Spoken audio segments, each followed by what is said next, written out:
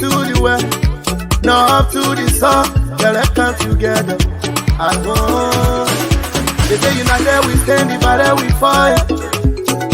If we not celebrate, we do it for you. Voila, you forget that. You from Lower Country, you from Maryland. Voila, you from Rewa Sessu. I'm a bad way on your people. I walk on the fine way. Tabila, Kriwako. I love Liberia. Oh yeah, yeah. Free land on liberty, Liberia. Oh yeah, yeah. Oh yeah, yeah. I love Liberia. Oh yeah, yeah. They play for me and you, Liberia. Oh yeah, yeah. Oh yeah, yeah. I was raised in the slum, but I chilled with my guns. Kept it on the low, but we fought for the bones. True son of the soil, I'm a prince in my own. Never gonna lie, me, I love LIB. Even though it's far, when we show we can face it. It's not a prophecy, I know that we can rise again. Holding my hand, I holding your own. United we stand, divided we fall. So that's what they say when I come with ball. When I chillin' on that side, and I get no bro. I got L to the O to the V and the E. If we fighting together, we can conquer the sea. From the east to the west, then waving the flag from the north to the side. Yeah, that's joining the So good evening and welcome to AOBC 99.9. This is the most fascinating program on your radio at about this time in Liberia. My name is Washington Prince Tappert Jr. This is how I'd like to welcome you to the program Open Conversation. Open Conversation is a 2-hour current affairs program that highlights the major happenings in Liberia, particularly the way we center around these election matters. So we talk more about Liberia's progress in these elections, and we talk more about the politics of the day. So let's use this time and opportunity to say welcome to all of you listening via your radio, your social media, and whatever means you are using to reach us. We want to say good evening and let's welcome in my host to the program. Good evening and welcome, Titi. Washington, good evening. Good evening. Well, you had to take a deep breath to say good evening. I was just trying to fix the mic, Okay. the microphone. Okay. Well, good evening to all of you joining us this evening on our Open Conversation, and we're glad to have you join us this evening. And we thank God again that we are alive to see and know that we've got just 5 more days to elections. Oh. Yeah, the long-awaited presidential and legislative elections in our country. Exactly. It is an opportunity and it's a gift from the Almighty God to be, counted amongst the living. And we are grateful for that. And we're hoping that we have another wonderful conversation tonight. Exactly. Absolutely. A static conversation anticipates the public tonight. And let's say Open Conversation has a trend. We introduce our guest, and then we talk about the trending issues. We go to the lines and pick your calls. And then up next, we invite our guests in studio or via the social media to talk about the issues on our template. So who's our guest for tonight? So we have members of the Weah intellectual movement sitting with us on the platform this evening. Bwaka M. Fofana, he's the chairman of WIM. Another member is George Weah, and the vice chair for operations, Isaac Dorr. Oh. So those 3 gentlemen will be our guests this evening, and we'll talk our politics.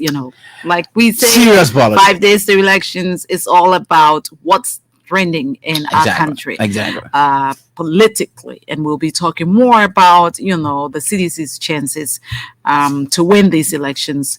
The president has been He's in Grange for sorry. There you President go. is in Grand Crew County, and he has been His own county. Yeah, hit the hometown of His Excellency. So you can imagine what's happening. The overwhelming reception. Oh, the last night was, staggering. gigantic. You guys are the ones who know how to speak the big bold and descriptive. It was a mammoth. It was a mammoth reception. Turnout. Yeah, he was greeted to heroic welcome. Yeah. That was what he got, even though it was dark. But the people of Plibo Sodokan district did not disappoint the speaker.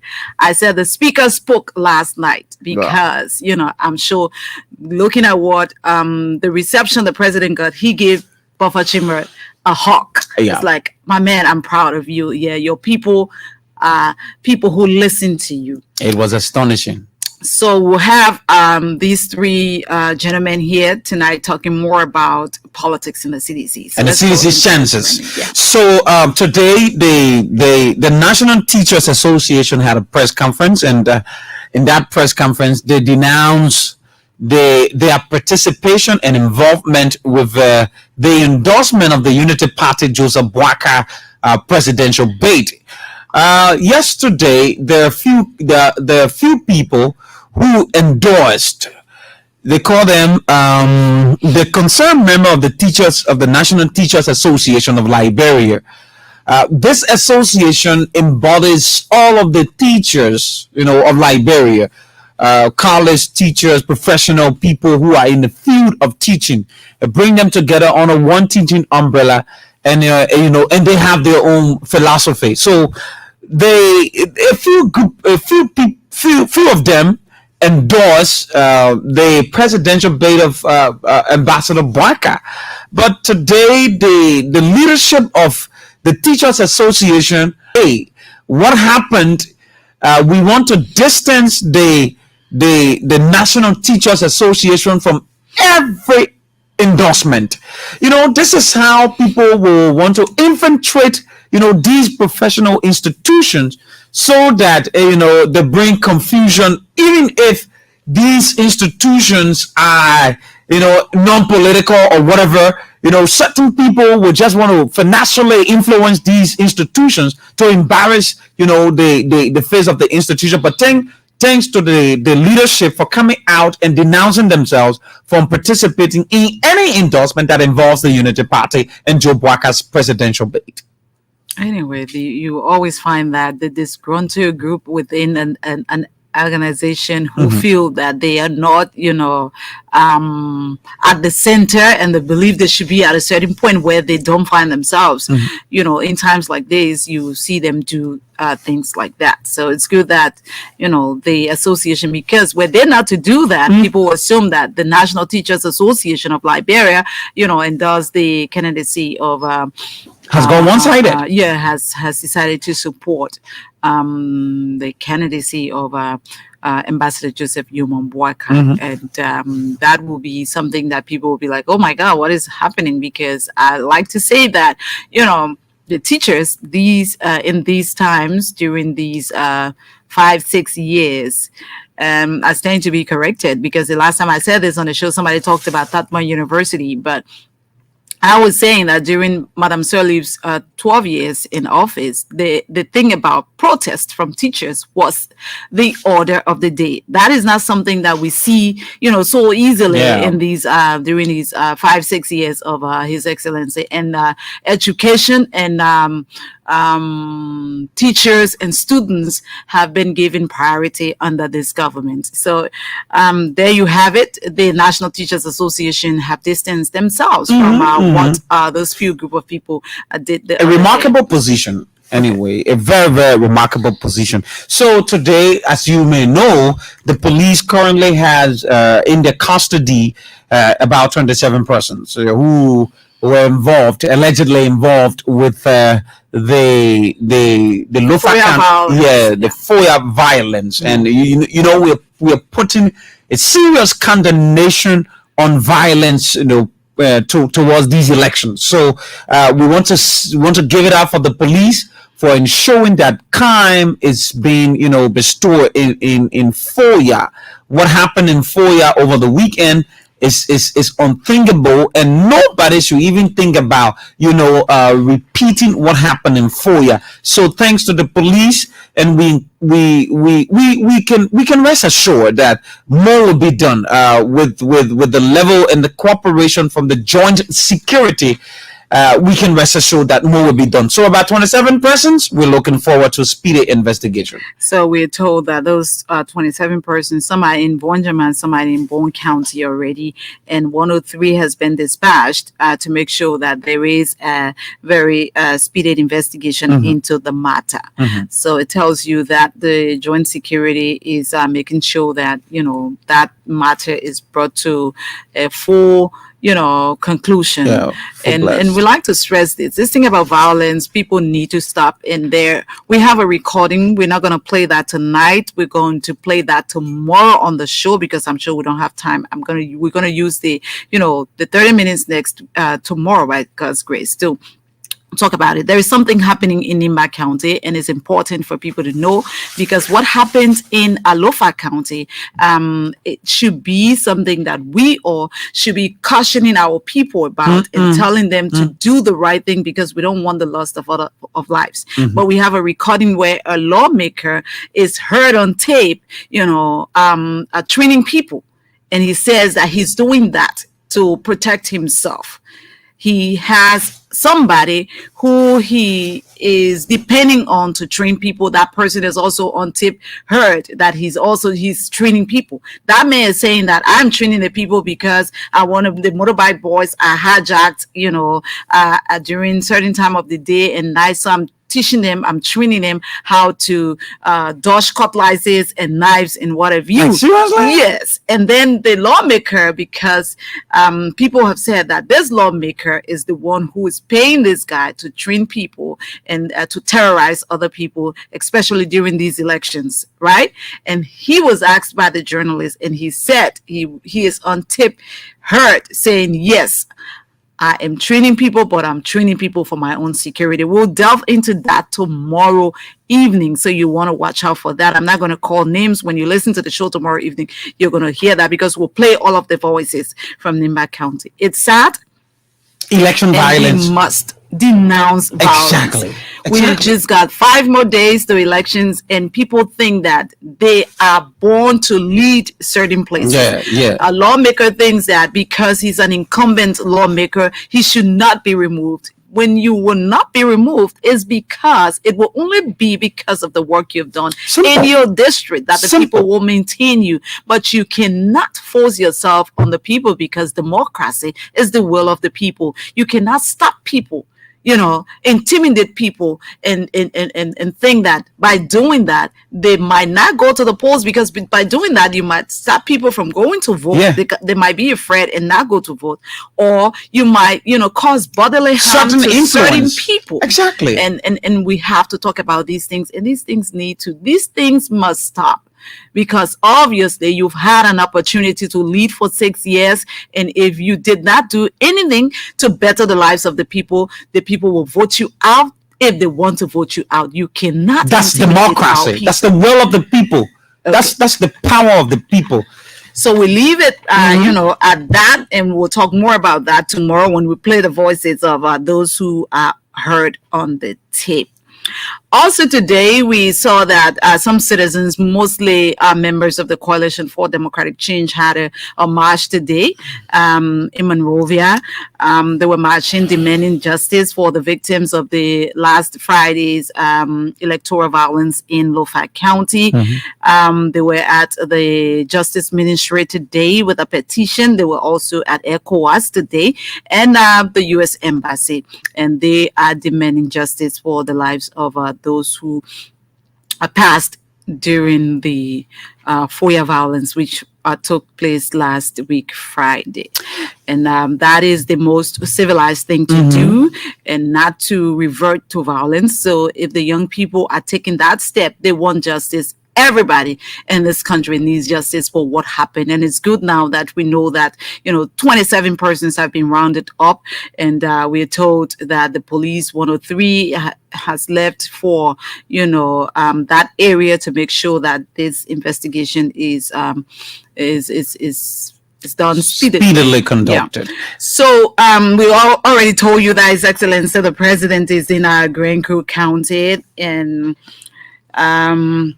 He was greeted by a mammoth crowd in Maryland County. He left for Grand Crew today, his home county. And so let's see what's happening with the Unity Party. We know that Joseph Yuma Boaka, ambassador, is in Foya. As far as I know, I'm told that he's leaving Foya tonight, but he was in Foya today. He was in Kolahun yesterday. Not very impressive crowd. I know that Senator Jala is from Kolahun, and I think he really showed his strength. And the people of Kolahun didn't really turn out yesterday. And Kolahun is not far from Foya, where Ambassador Boaka comes from, but Ambassador Boaka was in Foya today. Mostly he spoke Kisi mostly. Listened to his presentation today, but I don't understand, the language, and there was no interpreter. But when he decided to speak English, because all of what he said to his people today was in his local vernacular, and so he kind of first of all. I heard Senator Yomli Kanga Lawrence thanking Representative Yumani and Brandon Samaka for keeping the peace in Foya. And she said they already representing Yumale? Yeah, she was thanking Yumale for keeping the peace. She was thanking Samuka for keeping the peace. And according to her, the Unity Party government has already won the elections. So they should continue to remain peaceful. At least she recognized that people died in Foya. Unlike Yumane, who started talking, did not recognize that people died until midway into his conversation, and then he called for a moment of silence. Yeah. And but he was kind of comical, because he said that the people who died in Foya are all members of the Unity Party. And but we watched the funeral. He was no Unity Party representative was at that funeral. If Tamamomo was a member of the Unity Party, we should have seen a Unity Party member at the funeral.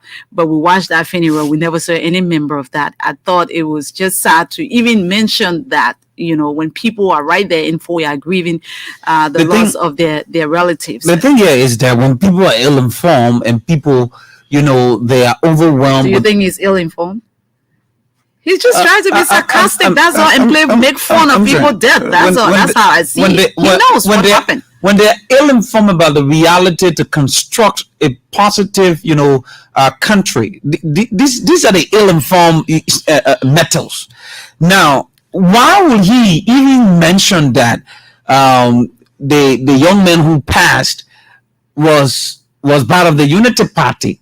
So you watched the funeral, like I did.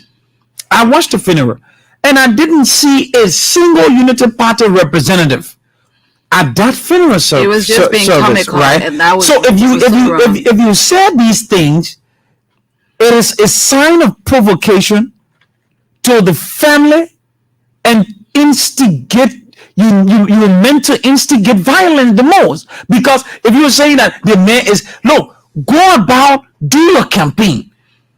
The thing has already been orchestrated. The man has already lost his life. But it's not one man, two persons have died in that whole, in that whole stuff. And then you just come and be comical about the situation and make the people feel even more bad. It's just sad and to say the least. As a sitting representative of a place where a violence like that took place, where people lost their lives, for you to come up and just make such even the first thing, he's the representative of that place. At the funeral service of that young man, in spite of it all, you understand? He should have been in spite of it all, your presence should have been felt. This will identify that even though you weren't on the scene when this thing happened, but you express empathy with the family. You were in total absence. You didn't even go there, only to be privileged. Yes, only to be privileged to stand up on a political platform and make those kind of sweeping statements and provocative statements.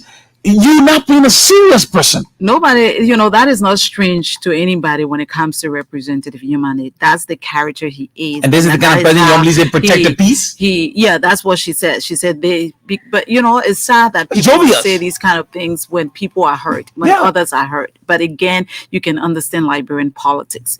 And so Ambassador Boaka mounted the podium already. Also, I thought also he did not do well when it came to what happened, the violence that took place in Lofa County. As a leader of as a perceived leader of Lofa County, as a respected statesman, if you mount the podium in Weah, your hometown, where this thing happened, he said, the people have already talked about the people who passed, and that was how he started, talking. The people have already talked about the people have already talked about the people who passed, and in fact, there is no sedition here. As far as I'm concerned, there is no sedition in Weah. He believes that. He said, because I asked a question, he was, I didn't know the right word to use when it comes to that, because I thought mounting the podium, he will recognize that two of his citizens are dead. He will call for a moment of silence, and talk about what happened and express, sadness for what happened. But he went on to say that, as far as I'm concerned, there's no sedition in Weah. And I asked, and nobody put their hand up and told me that they were a sedition. And then he started to speak, but we regret what happened, and it will not happen. And you people don't allow such a thing to happen here again. That was his comment. And then he started speaking Kisi most of the time.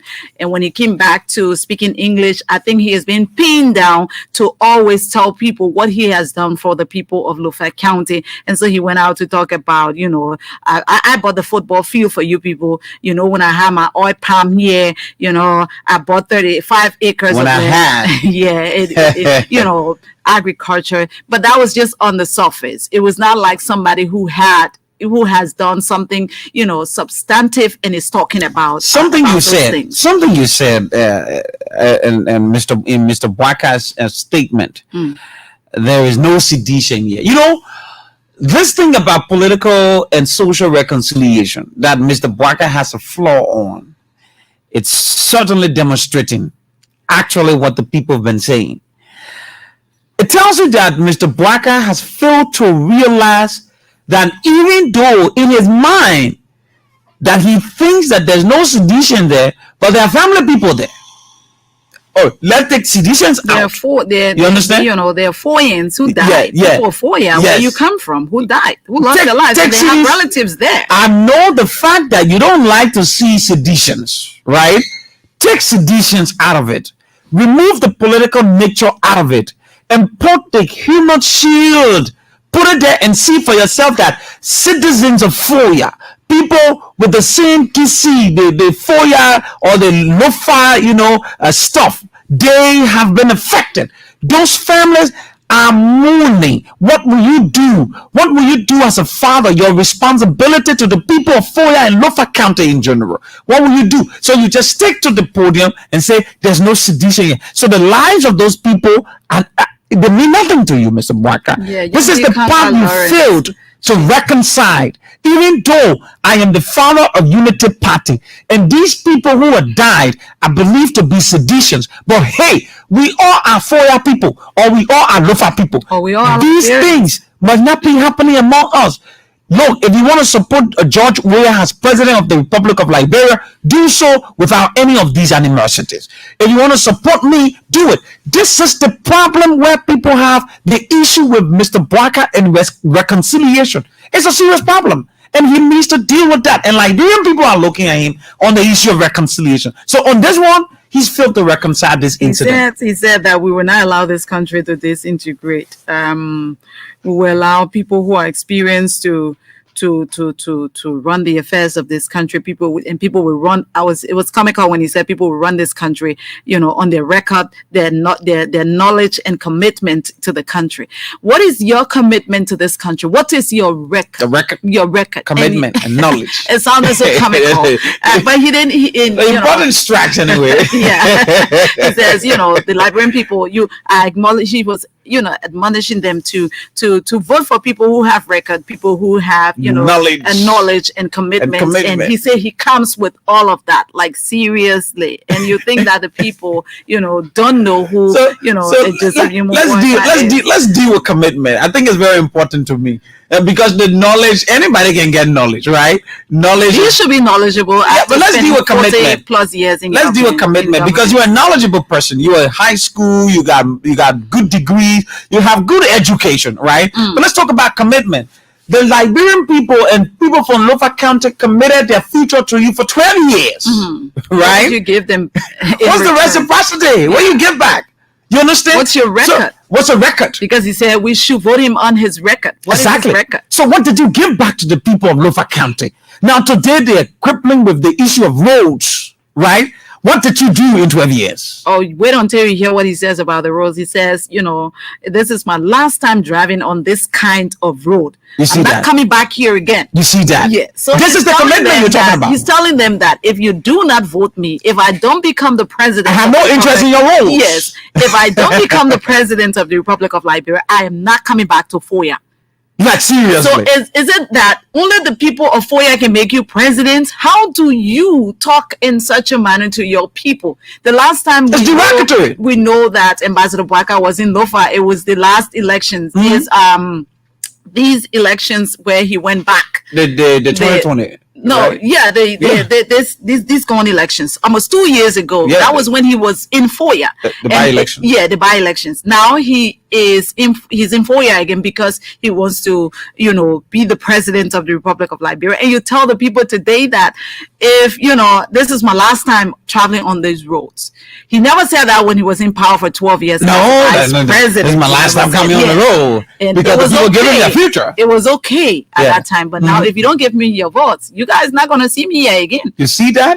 You see that? That is a man who says that he should be elected. People should be elected on their character. Based on commitment. Yeah, based on commitment, based on, knowledge, based on, record. I am thinking that when Mr. Bwaka was even to make such a statement, he would have recollected that, hey, look, even if you don't vote for me, I am going to make sure I commit my services to the government to ensure your roles are pliable. You understand? Now, by the altercation of that, the people will say, hey, but I think there's some sincerity here. But you just screw it up. Take for tag. If you don't do this, I'm not going to do this. You screw it up. Finish. You desperately need the people at about this time and moment. No, he doesn't see it that way. They need him. He said God, has destined this time for him. So Lofa will be like his, I don't know, trash can, right? I don't know if the best choice of word, because you control it. So everybody there now, you just control they are thinking about you that, hey, if we don't support the old man, then nothing will happen for Lofa. Come on, man. They've graduated from that perception long time now. The Lofa now is getting modernized with the construction of different projects in the. So the people are looking at you. You have all of the years at LPMC as vice president and all of the top positions in government. What did you take back to the county? These are things that people will look at and grade you based on the record. Not because they say, oh, the men from Weah, the men from Lofa County. So what? So what? Maybe he, has gotten to know that the people have said that they're choosing development over, tradition. And so he wants to sink that tradition into their head. They're not working anymore, man. He says he's not coming back. So that was a message for the Lofians. But he hasn't. And comical Yimane said that the crowd in Weah was not impressive because, according to him, what happened in Weah last week, he said they would have tripled the crowd today, but that did not happen because some of their people were rounded up and sent to some of the people. Yeah. So as a result, you just listen to the amount of people that are arrested. 27. That's some of the people that. Yeah. So the football field that they could not fill today, and it really played on him today. It played on him today, and so he said that I think 2 or 3 times today. So let's You go must to be the joking, lines man. and take few calls. You must be and, joking. and then we So let's take a few calls on 0880514096 are the numbers. 0880514096 are the numbers to call. And you will be live on Open Conversation. The conversation is now open. It is time for you to make your participation. Let's have a beautiful, beautiful conversation this evening. Same thing last night. Good evening, Rosetta. Good evening, Rosetta. Good evening. Yeah, my name is Rosetta. I call from Weah. Oh, you're all the way in Weah? Yeah, I'm in Weah. Wow, how was Weah? I would love to be there. That's why I started the board. Oh, okay, go ahead, Rosetta. Yeah, we stay out in a compound and thank you. People want to listen to the people went that they went as they claimed. Real power and I'll let to ask for it to continue until we return back home. Thank you for giving me the opportunity. Thank you very much, Rosetta. 0880514096 are the numbers to call, and you will be part of this conversation tonight. Good evening. Good evening. Good evening. Good evening. Hello. Yeah. So, what's your name and where you call from? My name is Mr. Small calling from Bangkok. Go ahead, sir. Yeah, when people are on the public platform, we expect them to be like. Good evening. Hello. Hello. What's going on? Good evening. Hello. Good evening. Anyway, my name is Beverly. Hello. Go ahead, Beverly. So, what time I can really want to ask you? Beverly, you are coming in faint. The lady, you and this lady, what are politicians and journalists or what? Because I thought that you're supposed to be a journalist or you just journalist. so what is your problem? What is your problem? You don't have any issue. Good evening. Good evening. Sir, what's your name and where you call from? This is Emmanuel. I'm calling from Ashton Street, Nairobi. Go ahead, Emmanuel. Yeah, that song is, I his last, appearance on a in Liberia. So he can desperate, it's so easy. And all of the things that, is is a continent like, so we don't really seem, effective to say, if you don't vote me, I don't want to come back here. You can imagine. So we already know that the ambassador seems to be, hopeless. You know that this is the last what I have to say. Thank you. Thank you very much. I think we have another call there. Good evening, sir. Good evening to these people in Washington. Good evening. Good evening. What's your name? Yeah, I'm Pastor Jimmy calling for this safety. Go ahead, sir. I listen to the lady just left the long thing that y'all CDC changed. I know that people, some of them, they could have forgot. During my during the 2005 up to the time, the 2011 election here, when people were playing election, the station there on ERBC, I know why would they play call? It's freedom of expression, sir. They could have forgot. So people are free to express themselves. Really, I feel like that's but somebody should be attacking you because let them say. So when I say that people attack you because you are telling and you're doing the laboratory work, when you're saying good about opposition, they don't attack you. So when you're saying the reality, they shouldn't be attacking you. Okay, sir. Thank you very much. Thank you. Thank you very much. Good evening. We'll take maybe one or two more calls. Our guests are here. Good evening. Good evening. Sir, what's your name and where you call from? Good evening. Good evening, sir. What's your name and where you call from? This is Prince say what do John do from Maryland County to be specifically happens to the magistrate community. Go ahead from Maryland. The president just visited your county yesterday. Yeah, I from Local County, but I work in Maryland County. Yeah, I appreciate the president. Being in Maryland County. Right there, I was up in the streets by 1 o'clock. But my disappointment has to do with the timing. Are you getting me? So go ahead. You're alive. Yeah, I expected the president to be in Maryland County, maybe to leave from Maryland County around by 6 o'clock. This afternoon, maybe 4 to 5, because the hour he arrived, it happened today. It was late at that time. We had our mother who couldn't, walk, and we were still in bed. My man, you go to the point, but we want to go. Yeah, so my plan is doing the president should have been here this morning to Okay. Okay, sir. Thank you very much. Yeah, your concern. Maybe when you come, your concern has don't been. talk about the media promotion. My man, Yeah, but you've already said. You already finished saying Yeah, there. The president will come back again. He will stay there. I know you. I feel your pain. Everybody wants the president to stay a longer time with them because man. You feel different when you have the president in your county. So I feel your pain. But now, election is next. These are Tuesday, serious political times. So, to vote. Exactly. And he has to go to other counties. Exactly. So you have to pardon him for that.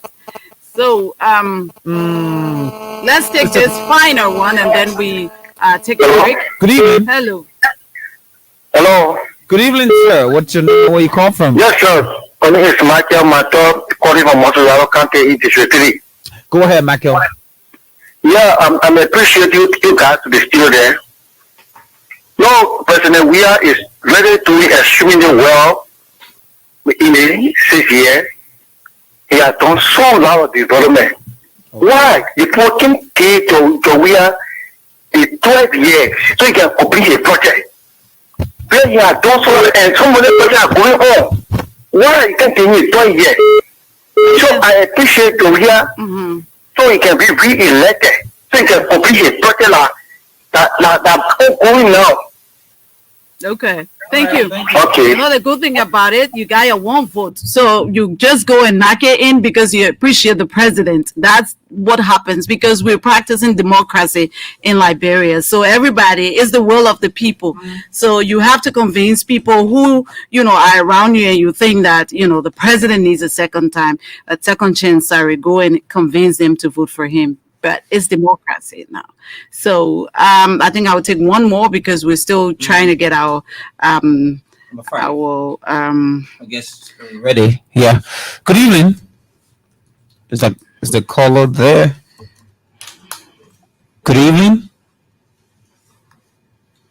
Hello. Good evening. What's going on? I think it's from us because I keep pressing it. It keeps telling me error. So I think it's from our end. Let's just take this short, musical break. And then when we come back, we'll speak with our guests who are already with us.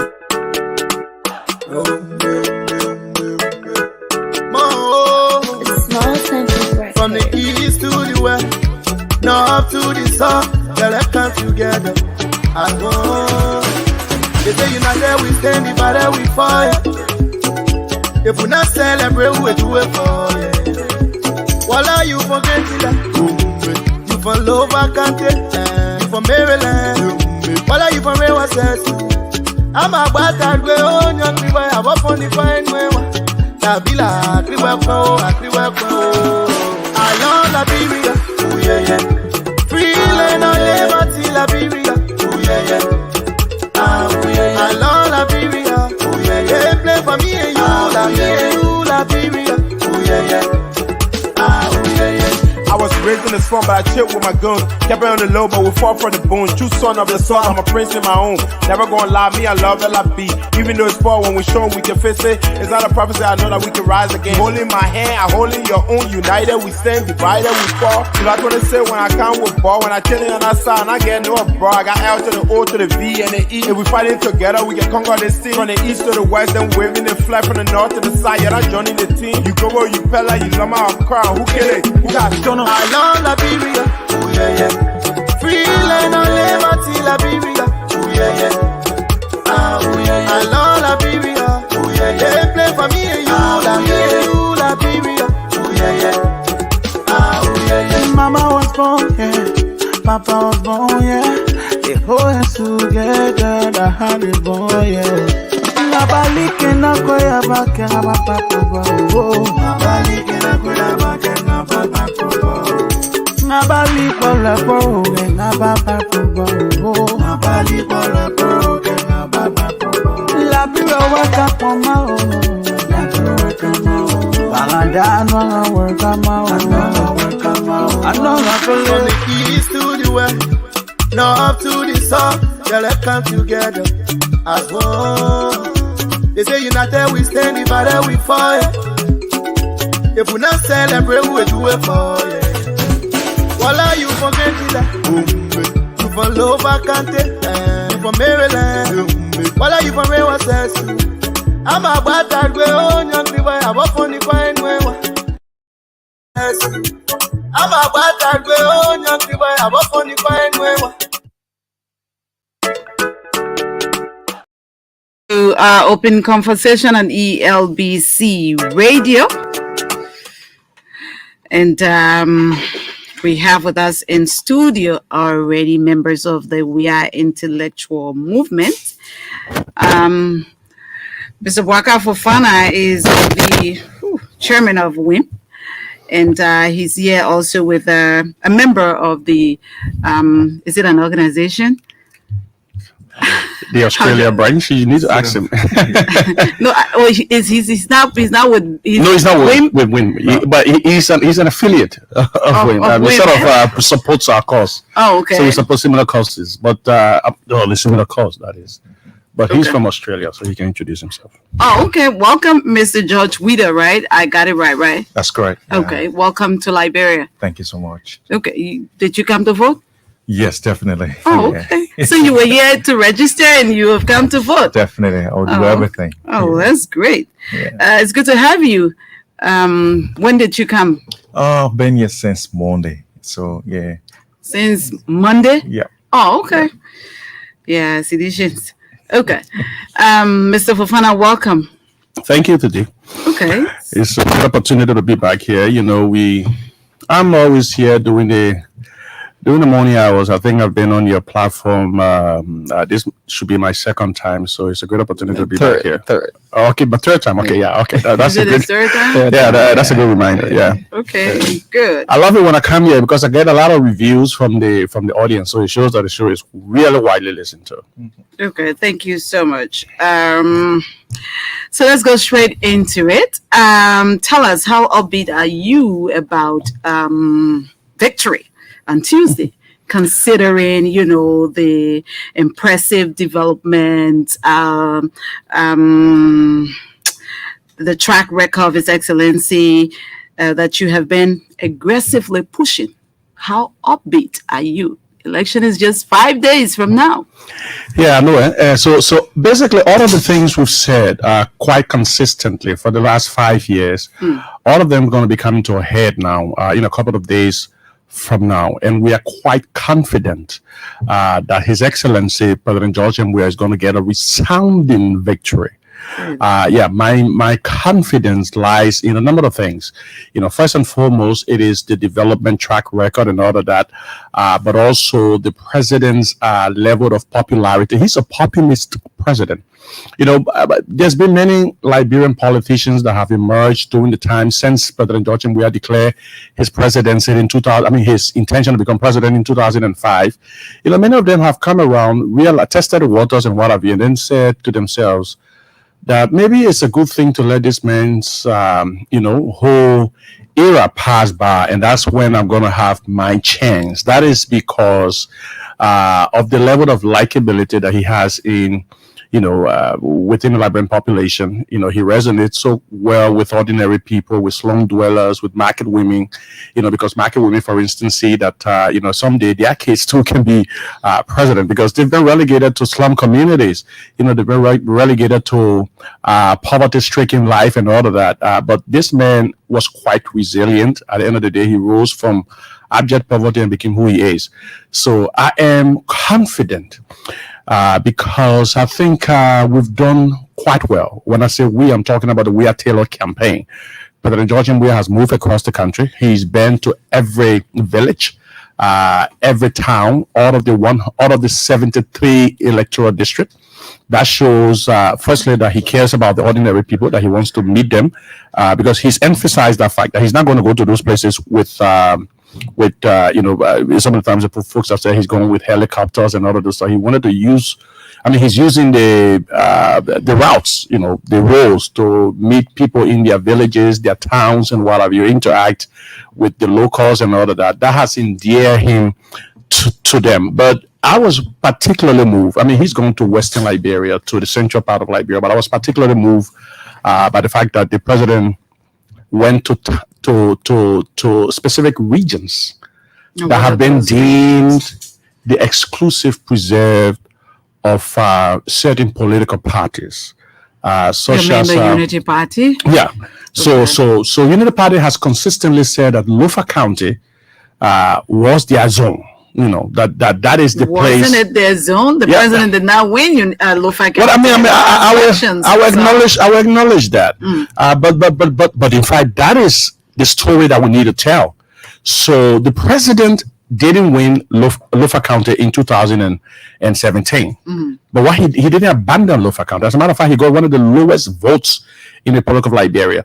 Not only did he get the lowest vote in the first round, but also in the second round, Lofa County was the only county that rejected him. But he didn't abandon Lofa. As a matter of fact, he employed sons and daughters. Was there any specific reason why? Because that's his nature. President George Weah would not keep, unlike his and I'm going to get to that very soon. Unlike some of the adversaries that intend to replace him, he values every facet of the country. He will not isolate a whole bunch of people just because they didn't vote for him.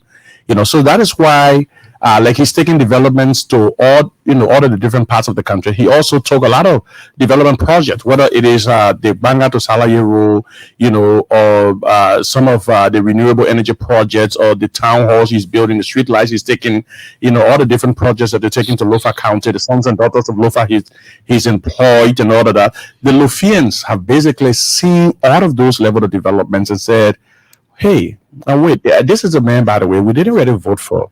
But at the end of the day, he's doing all of these things here. But the person that we voted for actually only comes around doing elections. Because that's exactly what former Vice President Joseph Boakai has been doing. In 2022, last year. The roads are too bad for him to travel on. Which is quite unfortunate that he would say that, because the roads have been bad for quite a long time. The 12 years that he was vice president, the roads were bad. Maybe he didn't go back home when the roads were bad during his 12 years in office. But President Weah has braved, he's braved those difficult conditions and all of that, and go, because if you pride yourself to be somebody who has the ability to rescue the country, it means that you have, firstly, the mental fortitude, that you can go through the different rigors and all of that.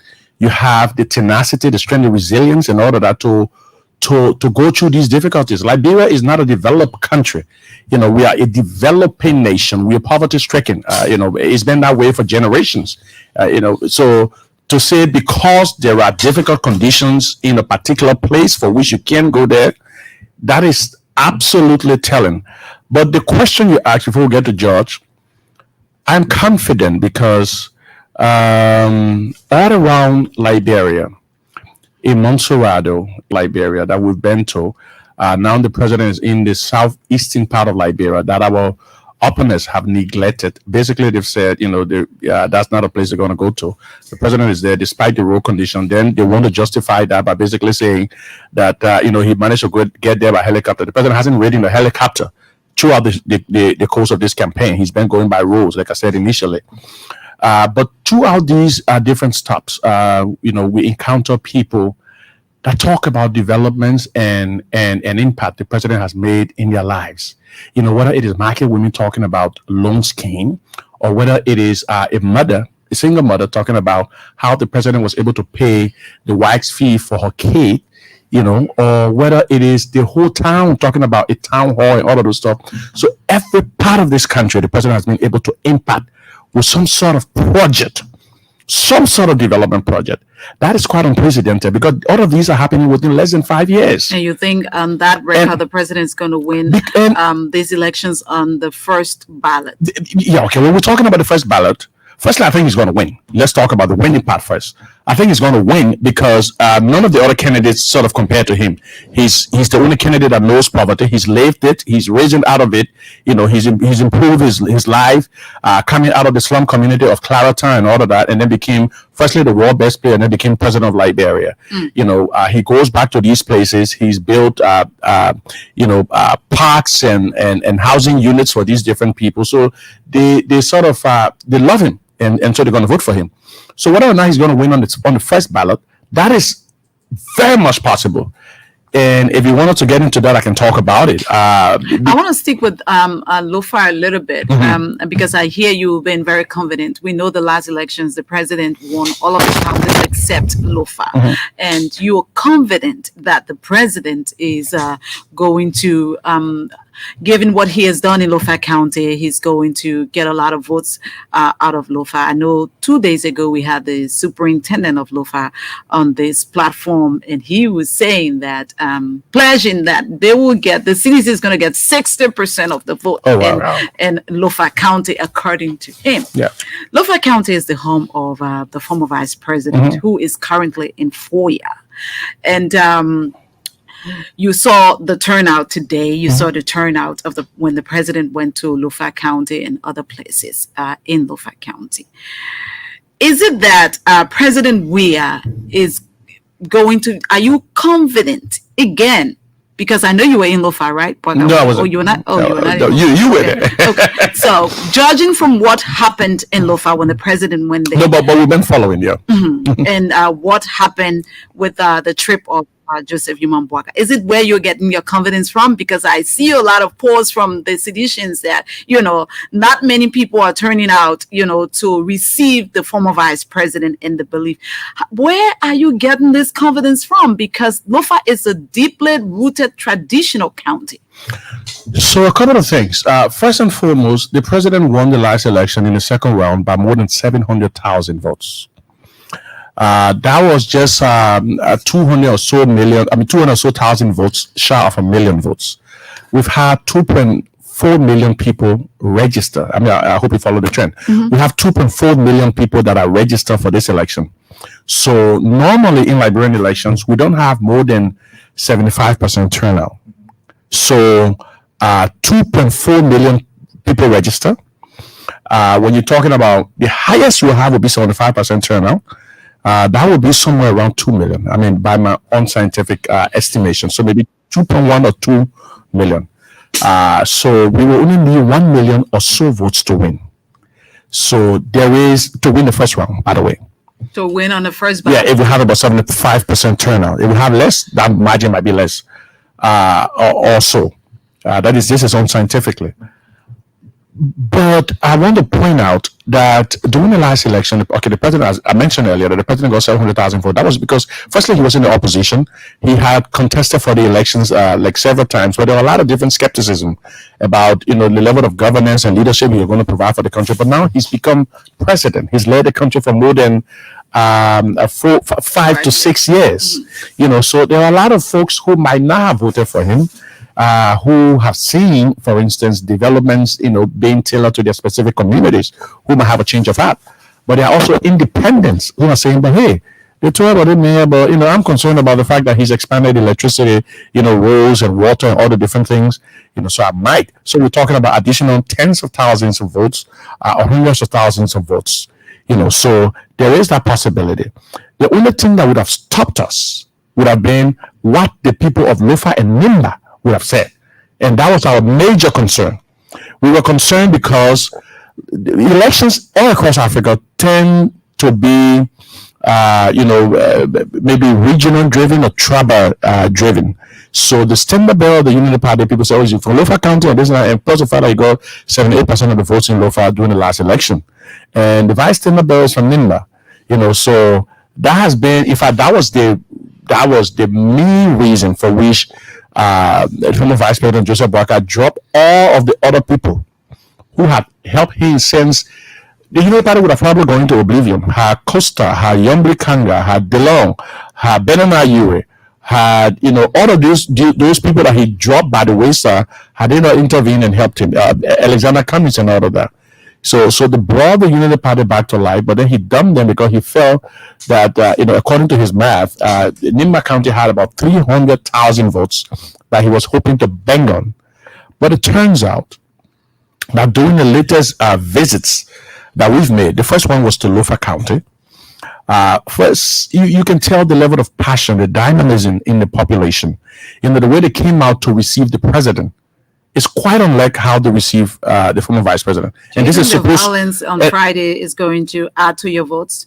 But let me get to that. But before I get to that, I just want to talk about how the both of them were received. The president was received firstly at Salaye. So Lofa County is one of the most diverse county. It is the most diverse county in Liberia.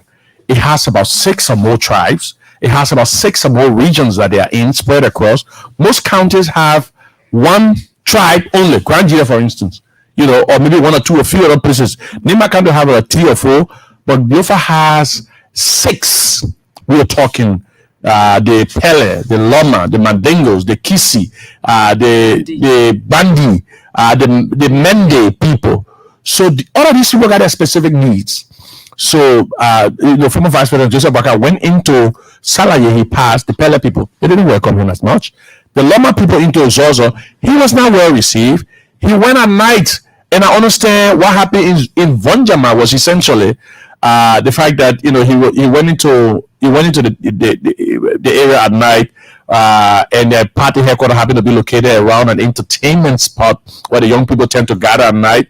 So we saw some of the footages. We could not tell exactly whether these were actually huge gatherings or not, because they were in the night anyway. But then the next morning, you have expected that there will be some it will be an electric atmosphere. The young people will be coming around him and all of that. None of that happened in Vonjama. Then they went to Kwadubon in the Madingo area. That area, I understand, is evenly divided between the CDC and ACO. So he went there. Not a single picture the Unity Party posted from Kwadubon. No. Wow. Not one picture. The only players started posting pictures because they had, some hope, which was was false hope, sort of. Was they thought, because we understand that they are sending an advanced team to Kolahun and say, go ahead and see what Kolahun is going to look like. But let me tell you the history of Kolahun. Kolahun thinks that the former vice president, have betrayed them. That he didn't support their son, Joseph Jala.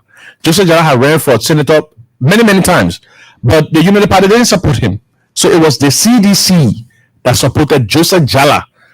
And eventually Joseph Jala became senator of Lofa County. So that's why you saw the lukewarm reception that they gave him in the Bandiland, Kolahun.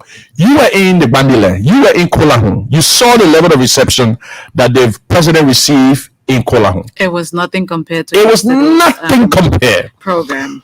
So the only place now that we see the Unity Party folks putting out pictures is from where the vice president speaks Kisi. You got to give it to him. He is from Foya. So he is from Foya. There will be a lot of people that will come out to and he tried to distinguish himself from the president by speaking Kisi and not speaking English and all of that. And so some of the rural folks will sort of go towards the president and speak their local dialect. But even at that, it seems as if it's evenly divided. Look at some of the images that came out of Weah. You know, the last time they had a senatorial election when the CDC backed Joseph Jala, CDC for the first time got more than 5,000 votes out of Weah. That's the first time that has happened. And the CDC back candidate won the Unity Party back candidate, even though Joshua Barker was in Lofa County campaigning for the Unity. So those are the indicators that we are talking about. So there is a possibility that Lofa could flip. But assuming the worst happens, there is no way Joshua Barker can get 78% of the vote that he got the last time. Under no circumstances. And if he doesn't get that, if he doesn't get that in Lofa, and they perform very badly in Nimba, because come on, Nimba County, we will get to Nimba, Nimba County. they will be losing the first round. We've been joined by Isaac online, and Isaac, welcome to the program. Well, Titi, Isaac. thank you so much, and it's always a Mr. pleasure. Doe, are you hearing me?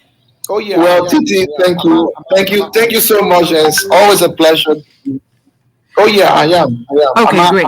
I'm on now. No, you're on now. I just want to be sure that you're on. Just be on. Let me talk to George. Mr. Weah, welcome again to Liberia. You say you're from Australia, right? That's correct. Okay, great. So you are a seditian. How have you been? What is your own assessment of the whole, political atmosphere in Liberia? Oh, look, thank you so much. I just want to bring you greetings from all of the Firebrain seditians in Australia. I'm the general secretary there, so I just want to extend that to you, and you and all of the audience anyway. But look, prior to coming here to Liberia, there was a lot of Facebook posts, that was getting me a little bit angst. You know what I mean? But after learning here, I've realized that the story on the ground is quite different from what we see on social media. So I'm very ecstatic about the chances that we'll have as CDC, in winning this election. On the first ballot, I'm very optimistic. The first ballot? Yes. And before you go further, I'd like you to put me back on the scene in Australia, because what exactly do you guys, how do you feel when you see these posts and you're not on the ground? What do you think, what are you guys thinking when you're out of Liberia and you see these kind of things on Facebook? We get anxious because we know where Liberia has been and where Liberia is right now, and the possibility of everything being derailed. So we get anxious, when we see these posts on Facebook and they say, oh no, CDC is out and this and that, we feel anxious. So we want to be on the ground. And that's why I'm here to also push a message that, look, George Weah is the best man for the job. For the fact that George Weah has failed to forget his roots, where he's come from. Look, in football, he refused, to forget about Liberia and just focus on his sporting career. He was still looking back at us, and as president, he won, and even places that he did not win, he did not turn his back. He's always looking back. So this is a man who is the right person for the job. I think Liberians, and most of those who I've spoken to, they are very ecstatic about his chances. They are so excited, and they want this day to come and pass because they want George Weah to continue with the job he's doing. So it's an amazing feeling to be back here, and I really appreciate all those who are in this journey with us, because we know that Liberia is all we got. It's the only place that we can never be deported from. So I'm here to join the forces and to buttress the effort of these very great guys, walking behind them. It's surreal to me. So I'm here. I'm very excited. So you're campaigning too? Oh, definitely I am. Okay. I'm in the trenches. Okay. So you guys have a group in Australia that supports the CDC, and what's the membership? What's the number of that group? Whoa. How many of you? We hear that the CDC doesn't have, any strong base out of the country. We hear that the ANC. That's not true. That's not true. I can tell you, there are over 10,000 Liberians in Australia. We have about 8,000 of them that are members of our organization. So it's a really big organization, and so many who are on their way coming already, now coming to vote, and who are here to register. You know Patrick Kennedy? Yes, I know Patrick. Yeah. Patrick and people. So you guys came to register, yes, and now you're coming back to vote. Yes. because we know how this is important to us. This is nation building. This is where we can call home, and this is where we can say, and we were part of history, and this is history making because George Weah, we know that he's the guy for the job. When last were you? I know you came to register to vote, according to you. What are the changes you've seen so far that makes you even more excited to propagate the messages of His Excellency? Look, I've seen a lot. Maybe I haven't gone there, but there's a hospital. I think 150 bed. Hospital, the Emirates Hospital. There's the 14 military hospital. Look. Okay. We first want to have a healthy nation, you know what I mean? Before we can move forward. If we are not healthy, there's nothing we can do in this country. So for the president focusing on health, I think it's the most amazing thing that he's done. And that enthuses me more, to support him. And then when I look around, I feel that, people are sick out of the country and they don't want to come home because the facility that they would need to keep them, alive is not here. He established the dialysis, department here at the GFK. I think that is incredible. So look, I support this president, and I know that he's going to do more. He's always doing more. He's always a guy who surprises his critics. So this is it, and we are in for it, and definitely we're going to win. Okay, you sound very confident. Yeah, so definitely we're going to win. Before we go to Isaac, do you have a question for? No. I think my questions will come later. Okay, Mr. Doe, welcome again. Isaac. Thank you. It's a pleasure being here. And let me say hi to the great soldier. Thank you. It's a pleasure being here. And let me say hi to the great soldiers in studio. Okay, so tell us your own, impressions so far. We heard Mr. Fofana talk about, the president's chances and why he thinks that the president is going to win these elections. He's 100% sure. We've just listened to Mr. Weah, right? Yes. Okay. Just tell us, what have you seen so far? How, enthusiastic are you about your party winning these elections? We got 5 days to elections. But how can Bwaka Fofana be 100% sure that President Weah is going to win? How can Bwaka Fofana be 100% sure that President Weah is going to win? I thought we should be about 120% sure. And I'll tell you that we are 100% sure these elections will. Hello? Somebody would say talk is free. I hear the people from Unity Party saying that they are going to win these elections on the first ballot. I heard Yomli Kanga Lawrence in Kolaon yesterday say that, Lofa, this is your time and this is your chance to produce a president. Even though you have, Joseph Waka, who has been in government for 12 years, even if he didn't do anything for you, vote for him because it's your time to produce a president.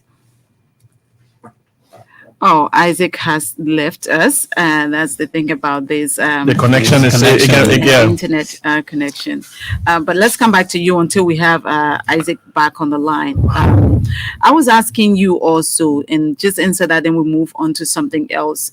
You answered, right? You said the violence in Foya. No, I didn't talk about the violence in Foya. It's going to contribute to your. We're already beginning to see that. We're already beginning to see the fact that. First and foremost, let me talk about the nature of the violence. That was quite horrific. I couldn't even watch. I saw a lot of folks sharing the links about the violence, saying this happened and that happened, and a person was beaten to death. But even his dead body was also beaten. His house was broken into. He was in the house and they broke into the house and beat him to death and brought the body outside because I watched and also beat the body. Brought the body outside and beat the dead body.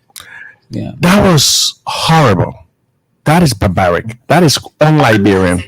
That is not something that that we've witnessed in the last 20 or so years. We just recently celebrated more than 20 years of peace. The signing of the Accra Peace Accord that happened in 2023 in Accra, Ghana.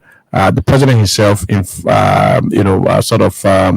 marked that occasion with a speech that he delivered at one of those occasions, and to see that we still have people with that level with that kind of mindset, and that sort of attribute in any way, that was horrifying.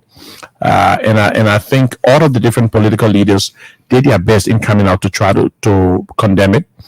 It was quite unfortunate that some of the political leaders, and I'm not going to cast aspersion at this point, because I think, there's a point you need to make some of the stuff not very much political.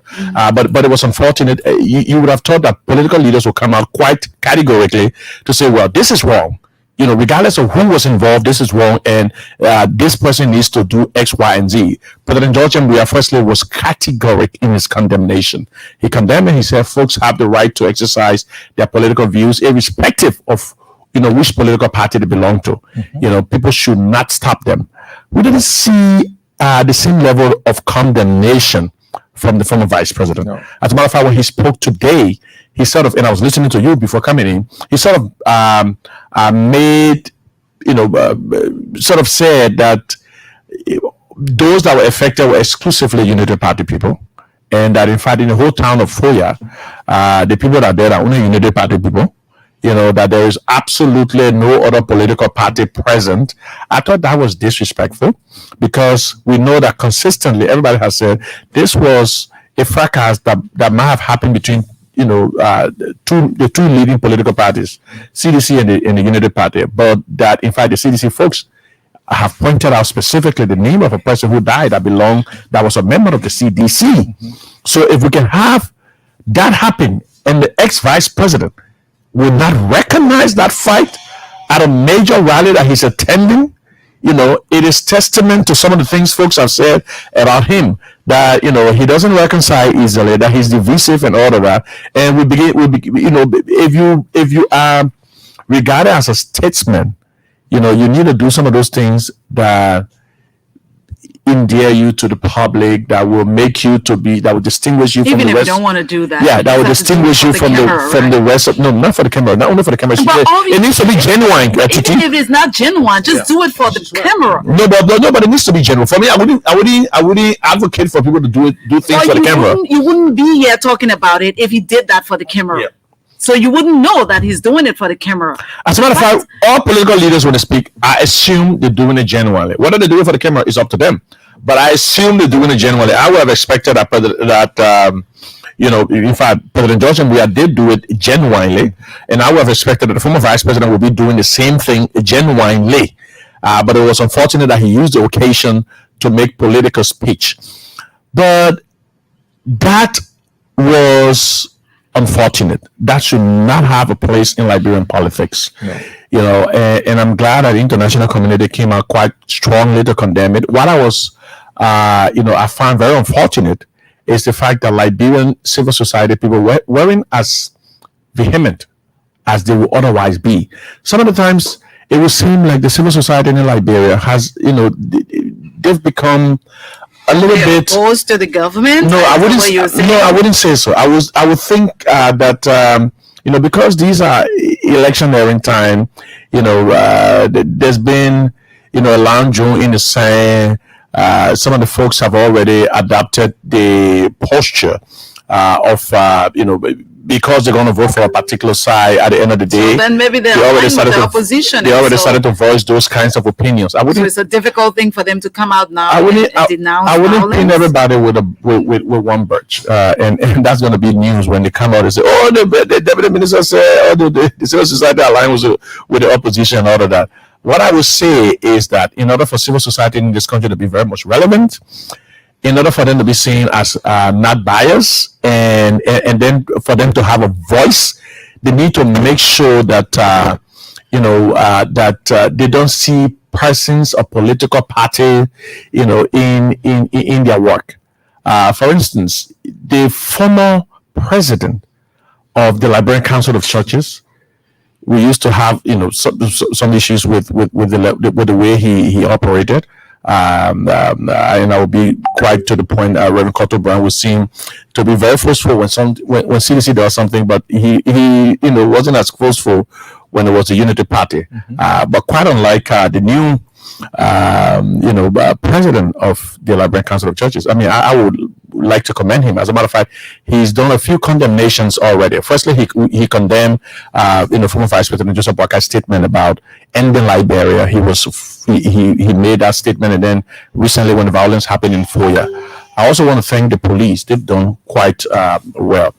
So, that is that. You're asking about whether or not that has given the CDC some level of edge in Lofa County. There's no way to gauge that. I think maybe in Weah.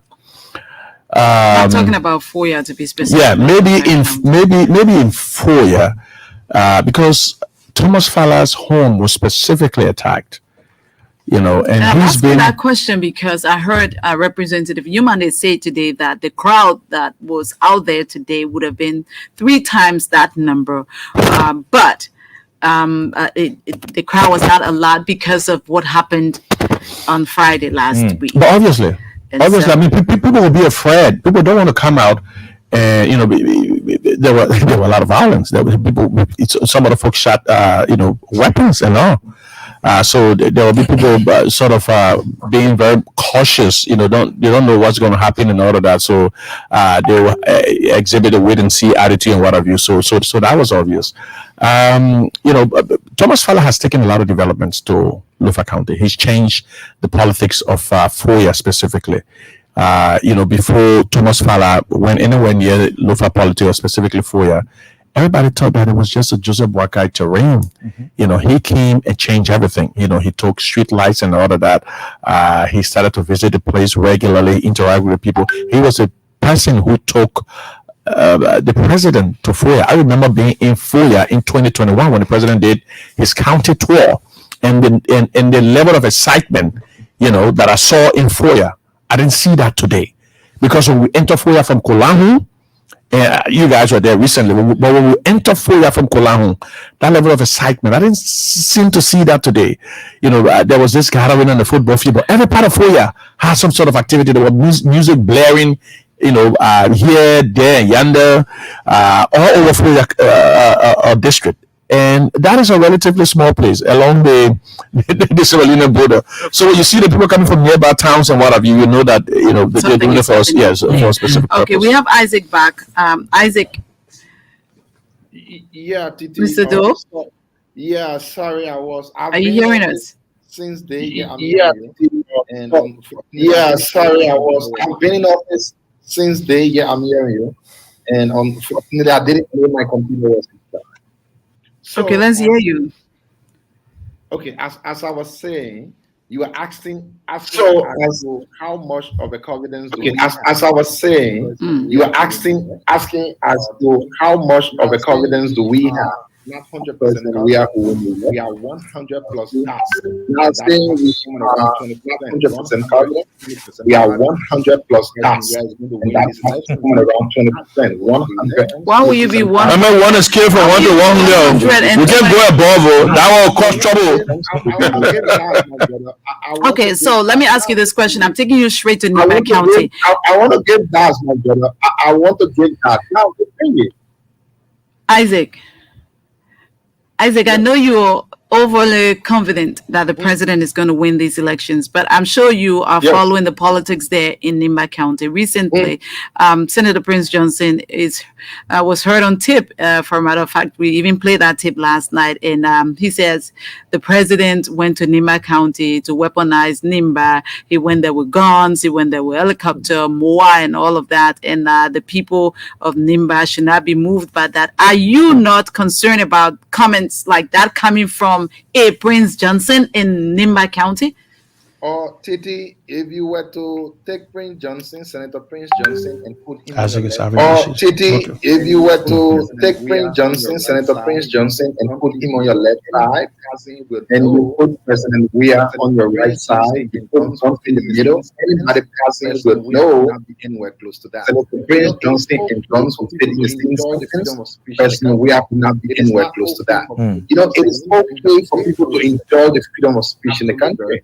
It is not okay for people to say anything that they know within themselves. Absolutely very far from the truth.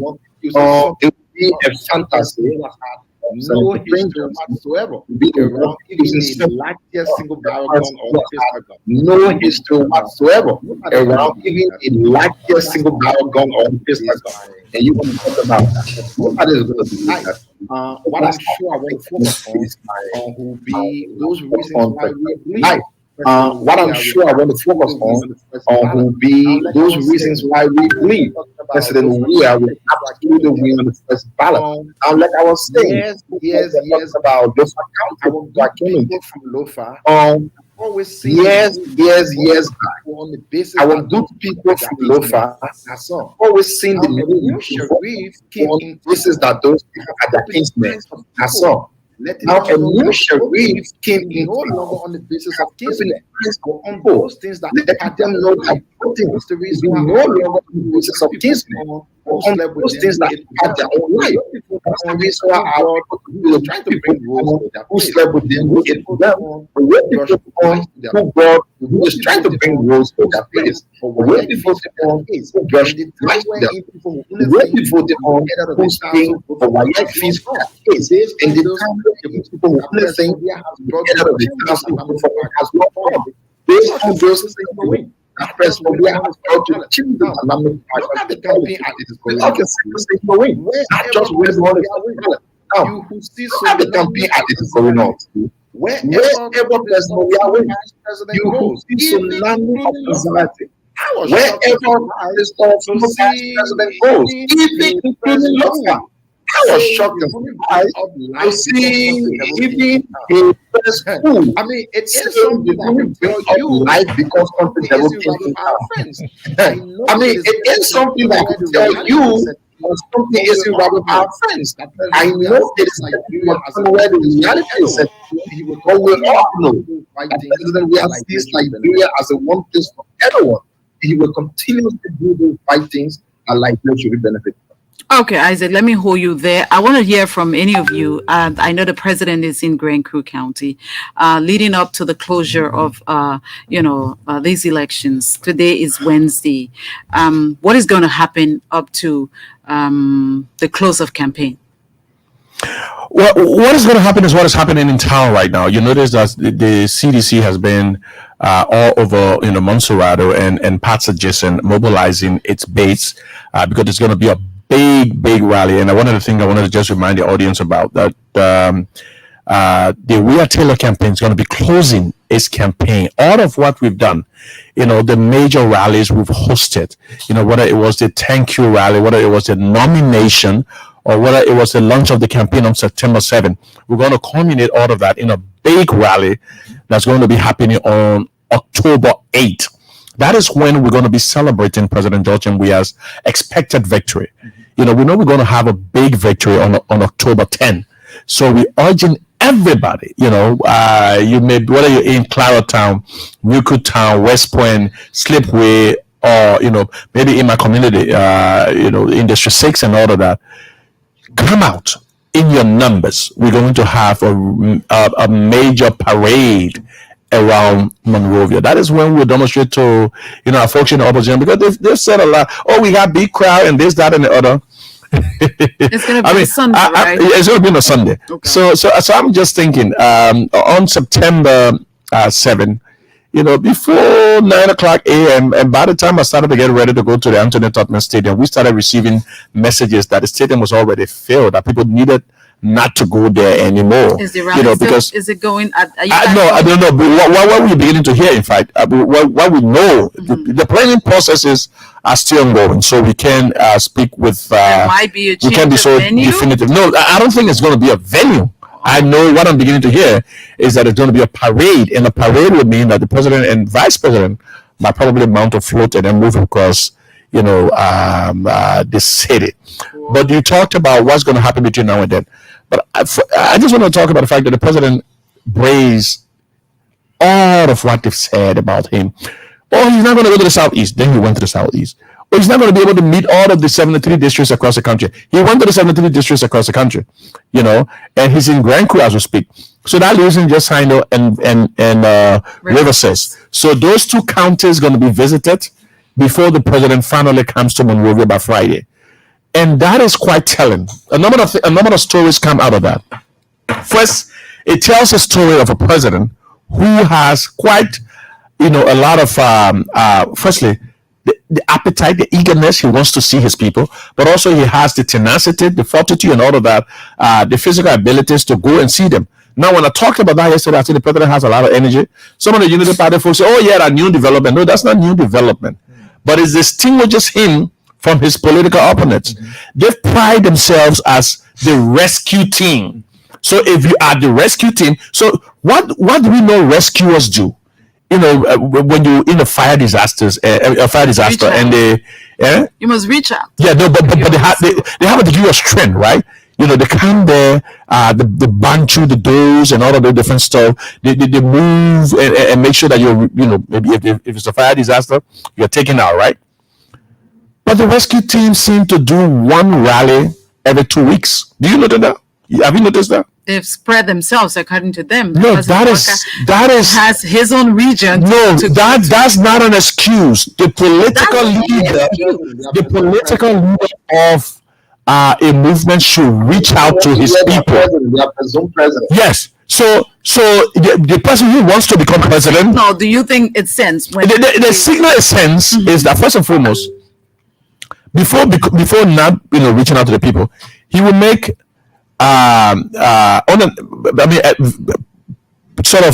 visits to this sub-region. They call it sub-region visit. Can you imagine? So he will make impromptu visits. Okay, that's the word I wanted to use. He will make, during the course of the campaign, the person who wants to become president will suddenly just announce that he wants to, he's going to the sub-region. There are a lot of things wrong with that. If you want to become president, your life should be open to the population, to the public. If the public asks about where you're going, you should be able to tell them where you're going. That is a demand. It's not an option that they have. They are obligated to tell the people where they're going, because these are the same obligations that they put on the president. When the president goes to the UN General Assembly and says, "Oh, where he is, who he carrying, all of that." But then when we ask them the same questions, I remember when Mo Ali was specifically asked, he told the journalist, "I don't owe you that explanation." Of course, yeah. That's why he told the journalist, "I don't owe you that." And these are people that want to be president like bro. That's the level of arrogance that the Unity Party has always accompanied with, leadership of the country. They feel, firstly, that everybody should vote for them. And if you don't vote for them, you're not patriotic enough. You don't love Liberia and all of that. So when we talk about the silent voters, for instance, the silent voters are those people that will be otherwise vilified and called names if they announce that they want to vote for George Weah. So some of the times they will come in people's inboxes and tell us, "Oh yeah, no, I will you, but they people there and this and that." So they don't want to publicly announce it, because have you seen the level of insult that Talia you will receive, for instance? Talia, when she talks about stuff, and these are people who say, "Oh, Liberia is on the wrong path," but it's so undemocratic. I saw the last time one of a major journalist. And I'm going to put this on the record because he posted that on his page. I'm talking about Leonard Dudu of Front Page Africa. He specifically said he criticizes the CDC all day. He doesn't receive threats. But whenever he dares write about the Unity Party, he receives a lot of threats. I could go on and name other journalists, but they haven't come on the record to do that. But I've received a lot of different similar complaints. Do you think this is going to be a menace for the Unity Party? I think that the kind of Liberia that they want to bring about is an undemocratic country, is one that is very intolerant. So when you hear the international community talking about, you need to respect the peace and this and that, but they've also mentioned the fact that journalists are coming on attacks. It's not by coincidence. They are citing specific cases because these journalists have been reporting the cases to the UN and the United States Embassy in Monrovia.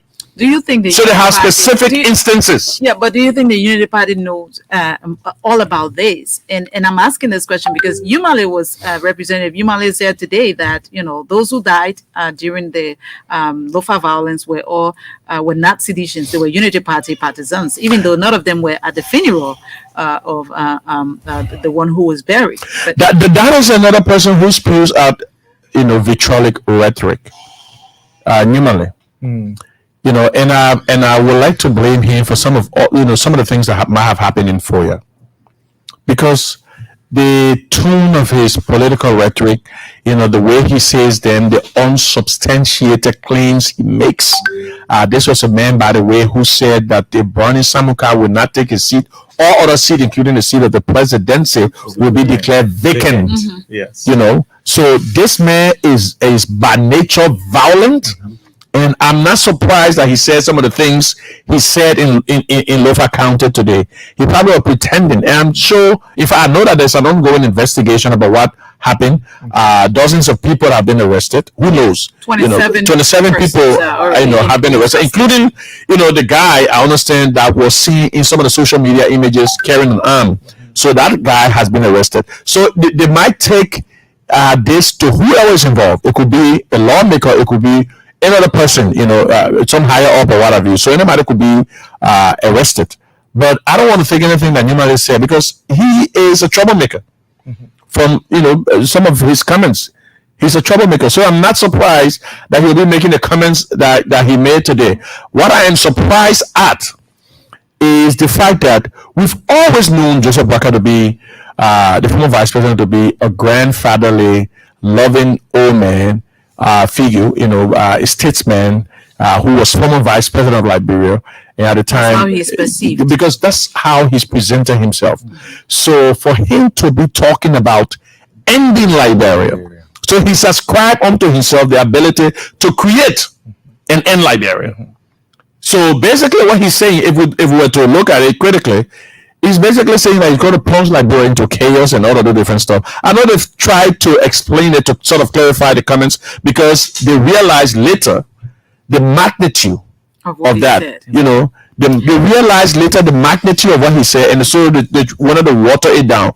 But the beans, have already been spilled. The milk had already been spilled. And so today that he didn't talk about that, but even yesterday he talked about cheating again. And let me ask you, Isaac, before I come to George, and then we go to the lines. He said yesterday also in Kulaon that the thing, we don't know that they're going to cheat, but if they try it, they will.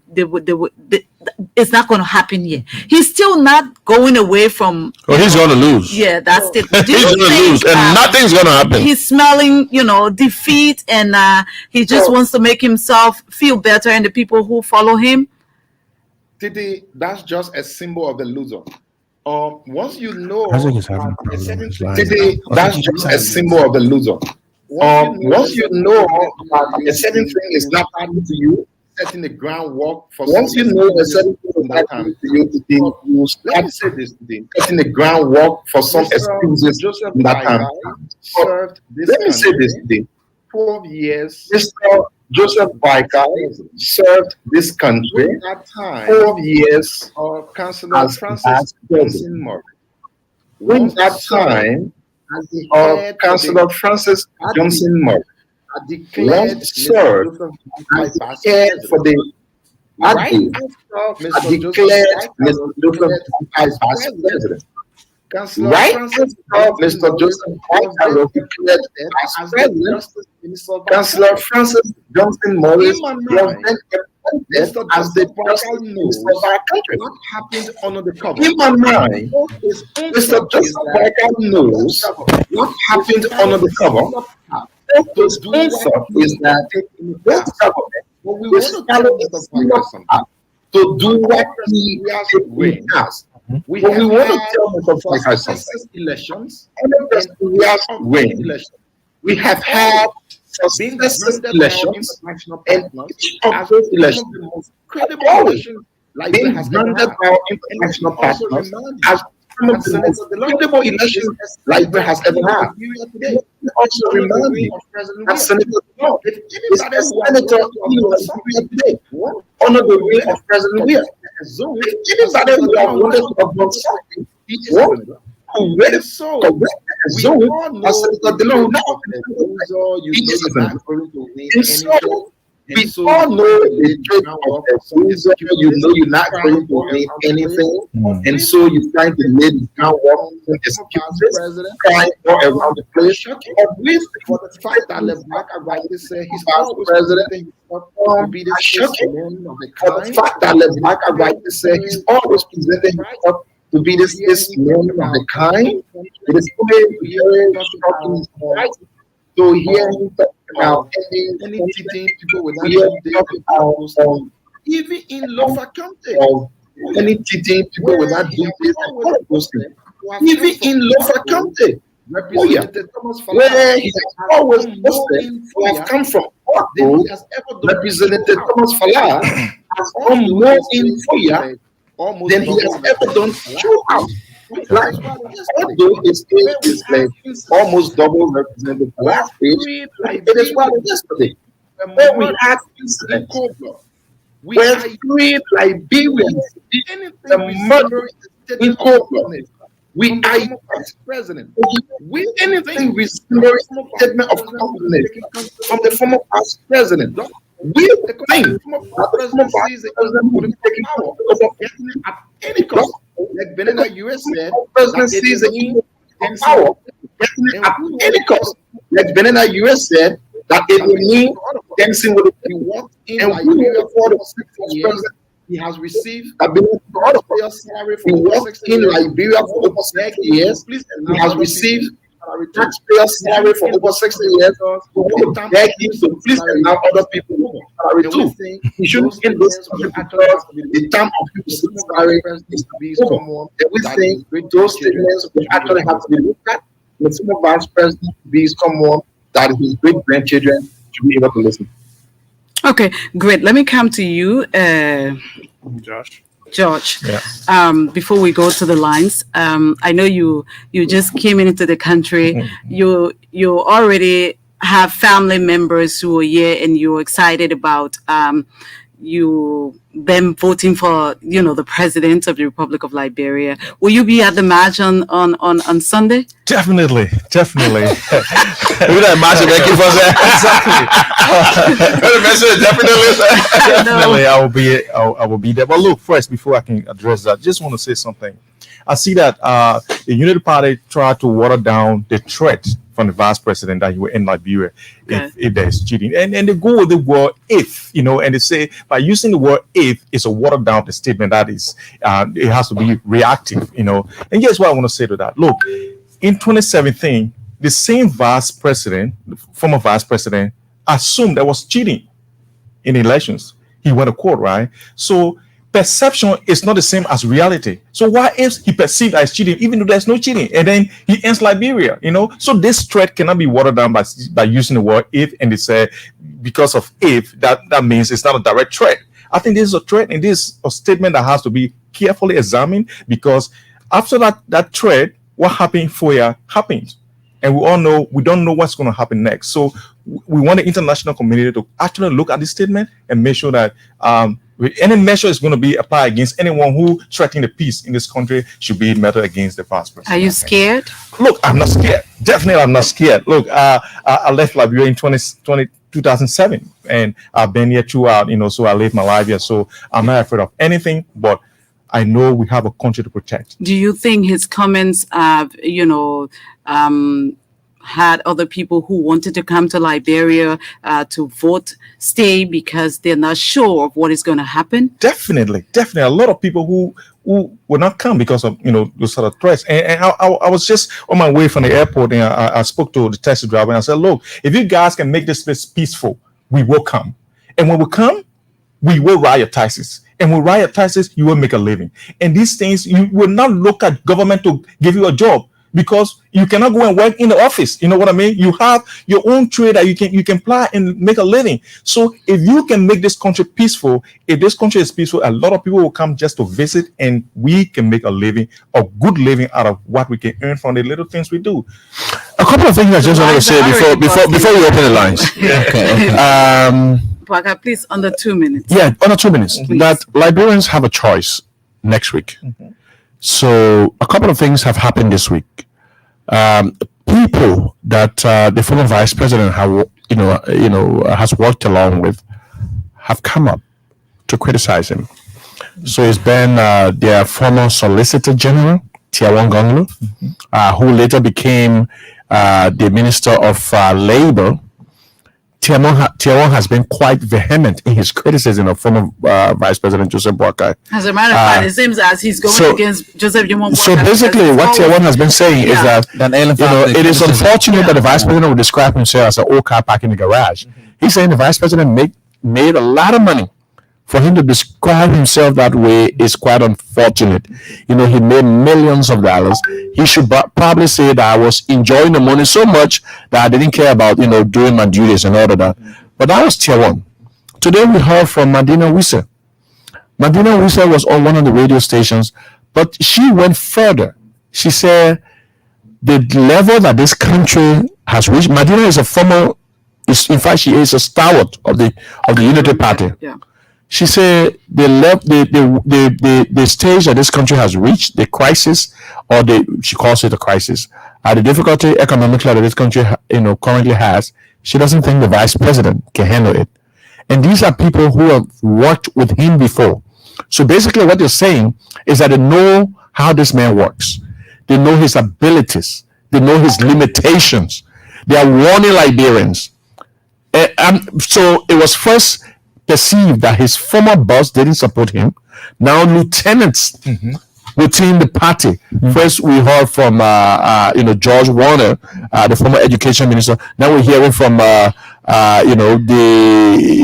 senior confidant of President Ellen Johnson Sirleaf, Madina Weah. We know that the former justice minister, the former Solicitor General, former Labour Minister Tiawon Gonglo, all of them are saying the same thing. But the former Vice President, before you Boakai, he said today that this country is not going to integrate into chaos, and he says that to rule this country, you must rule the country on your character, your record, your commitment, your knowledge and commitment to country. Yeah. And he possesses all of those characters. He doesn't. Look at what is happening with the Unity Party. The Unity Party has basically lost. He's lost control of the Unity Party. Look at it. I think he's lost control of the Unity Party. The Unity Party under President Ellen Johnson Sirleaf was not as free and seemingly volatile and somewhat aggressive and belligerent, and if you will, violent as it is under former Vice President Joseph Boakai. President Ellen Johnson Sirleaf had control. He's established basically a laissez-faire attitude. He doesn't know what the people are doing. No, he doesn't control them. So Reverend Luther Tapper can come and say whatever, or Amos Tuek can come and say whatever, or my friend Mo Ali can come and say whatever. Or it's because it is exactly what you're taking advantage of. This man's leadership of the Unity Party has made the Unity Party to be thrown out of two headquarters. Two headquarters. They were in Congo Town, they were thrown out. They were on Broad Street, they were thrown out. Now they're in the FEN. So these are symptoms. These are they are symptomatic of what the kind of leadership that this man might likely provide to the country. To the country. Let's leave. So Liberians need to pay careful attention. Yeah. Okay. Let's leave it and go to the lines and take a few calls. And do we have 080051409? Somebody called last night from Fishtown and told you when you're calling the numbers, you take your time. 088051409. The numbers 088051409 are the numbers. I hope I'm much better in calling the numbers. Good evening. Good evening. Good evening. Good evening, sir. Go ahead. What's your name and where you from? How you doing? 30 seconds, please. Yeah, my name is Alhaji Emmanuel Foriwa. I'm calling from New Georgia. Go ahead, Alhaji. Joseph Boakai is not a productive leader. In terms of productivity, it's so sad to speak about Joseph Boakai leadership today. Under the leadership of Joseph Boakai as chairman of the JPP, there's quite a lot of young people opportunity. Under the leadership of Joseph Boakai as leader of the Unity Party, he made sure a lot of young people haven't been recognized. in the vision for Liberia, we cannot see it on our leadership. It is sad for our country. We cannot give these men 5 million lives in his hand. Never. Okay. We have resolved to make sure they can get retired on October 10th. Thank you. Lives in his hands. We have resolved to make sure. Hello? Good evening, sir. What's your name and where you call from? Hello? Good evening, sir. What's your name and where you call from? Yeah, good evening, Titi. Good evening, sir. Good evening. Okay. You're live. Go ahead, please. Thank you. This is that I've called from Zuru Whiskey. Oh. Go ahead. Okay, for the United States, they are all arrogant. They don't respect any other person. As soon as you go talk small thing about them, they will start abusing and giving threatening remarks. And they can also lie. Look at some human beings that just because of politics you want to get in power. So you put in politics out of it, you don't get time for the people that lose their life. That's how you want to come in power because you want power. So you want to kill people. The same thing they remember when they kill one of the solutions they said that you know what they say, and the go check there, it was not true. It was seriously member. Now they carry land right. They say President Weah had a helicopter burning on the side here. So I was asking some of them yesterday. I hear from the big country, but in Granger County. In my town, the man made a stop there, and he spent 30 minutes there. So helicopter was in my town. Where helicopter I want to go? Where he passed before he was in my town. You saw helicopter? Yeah. You saw helicopter there? They make all the southeastern region, like so I said in my town, they get any tree there that helicopter can land. Okay, let's leave you at that. Let's take other part. Yes, let's leave it there. Good evening. Good evening. Oh, gosh.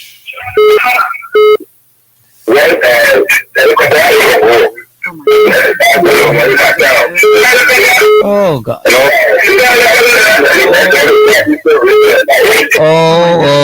You are on the line.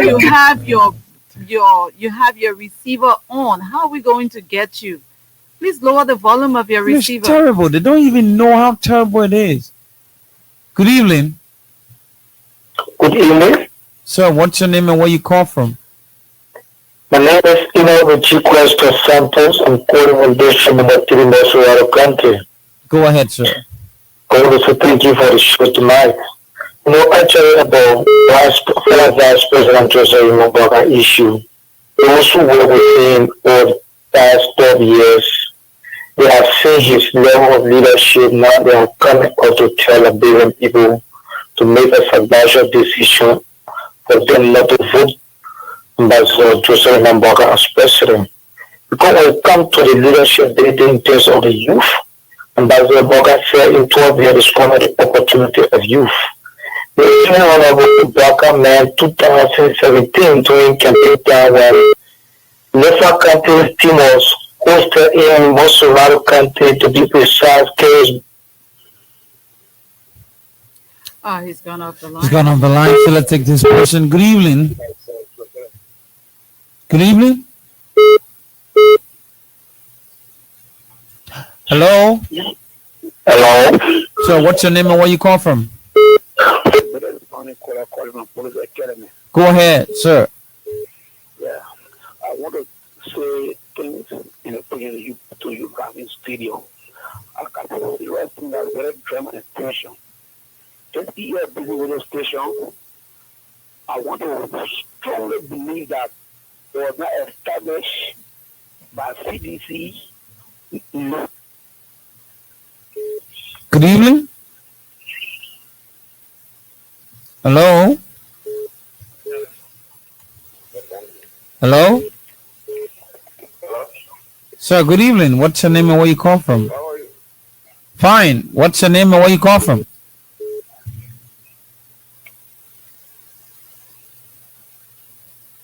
Let's leave you.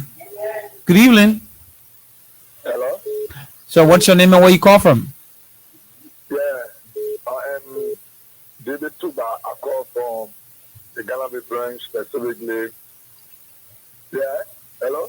So go ahead and land your thoughts. Okay, yeah. I call to ingest these 2 points, please. Based upon my own political analysis, looking at a leader, here is Joseph Boakai. For the sake of rent, they are then putting out number one.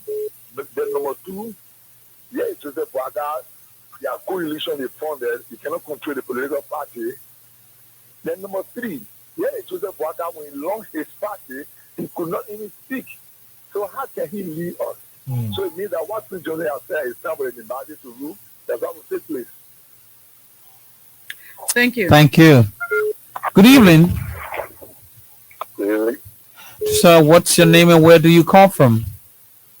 My name is Mishak Mena. I call from Sweden. Go ahead from Zwedru. Thank you very much. You know, in Labro, we have to look at one thing. One of the great things we need to look at here is peace. And Mr. Joseph Boakai, for me, I look at him as a very good woman. The one great thing is he made Jeremiah popular to win any good position in the future to come. But Joseph Boakai, as I look at him now, if you were discussing the same thing as compared to Joe Barney and that of Joseph Boakai because of the age. Joe Barney was discussing, he said Iraq. He was discussing the land he said Putin because of his age he can do and he can do things that's supposed to be in the right place. So for me, one of the great things he made Jeremiah very popular and very happy of it. But Joseph Boakai, I want for Ekun to wait for the next election. He will win. But for now, let's vote for CDC and give the crowd a lot more. Thank you very much. Thank you very much, sir. Let's take this other person. Good evening. Good evening, sir. Hello? Sir, good evening. Yeah, I'm Nathan Smith calling from Zwedru. Nelton from Zwedru. Go ahead, sir. Okay, my brother, the people who follow the party or Joseph Boakai, they want to, I say, progress effectively. Voting Boakai, someone who spent 60 years in power, they cannot point out any project in a whole house. How do we vote him and be a leader? So we don't want to regret by voting the old man. Let it sit down, let it rest, and get other people change. You want to regret? But I'll call your attention. But anyway, we'll talk later. Good evening, sir. What's your name and where you call from? My name is Aaron Peter. I'm calling from Duporo. Go ahead on Duporo Road. Thank you for the elaboration. Opposition have nothing to say. Everything for me, I can refer to them as risky one, risky two. Because you can recruit one nigga, Prince Johnson, you call over, and who are you? Risky. You're not rescued. So for this reason, we know we will meeting President Weah for network development. Even in Nima, our godfather always see a lot of threatening things in Nima so that people can be afraid. But yet we're not afraid because we have seen a tangible development of the president, the road connectivity, the electricity, all those things we are seeing it. So we know that President Weah is the best president move the country forward.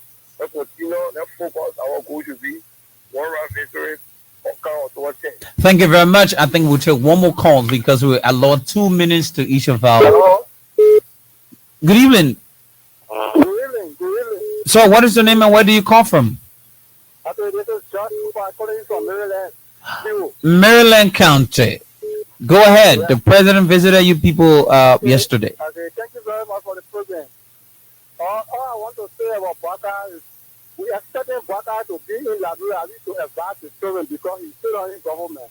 But not to just be threatening the Liberian people and just disrupt the peace. That's very far for us. We expected the king to be a old man who will be among the children and be advancing, but it will not be far for him to just be going up and down and just be threatening people, saying all kinds of things. That's really far for him. Okay. So thank you very much. Thank you very much. Good evening. Good evening. Hello? Sir, what's your name and where do you call from? So what's your name and where do you come from? Yeah, my name is Justin. Today I'm calling from Bon County. Justin from Bon County. Go ahead, sir. Yeah, really, what I want to say, hello? Sir, you alive? Yeah, Justin there. Oh, God. Really, just what? Justin, you say you don't have your own thing. Hello? Good evening. Is this Cyrus? Yes,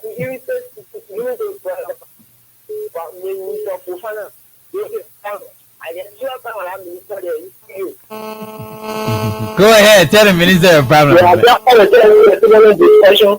For I get all the news out there, getting the news. I think the most thing I can want to cover. I think I will say the name. I just want to tell you the discussion. Because we will be reading the season or two, okay? They will be reading the season. But what the problem, man? But you remember? What you say? You know, gay Carrasco number? Oh. The mother is near you, the gay Carrasco number. Good evening. Oh, we gotta take it. But you could ask me for Carrasco number, you go ask Exactly. I mean, our regular color, regular. No, the man just called you. Regular color. Good evening. Hello? Good evening, sir. What's your name and where do you call from, sir? Hello? So you're live. Good evening. Yeah, I'm Patrick Brooks, the Jersey City. Go ahead, sir.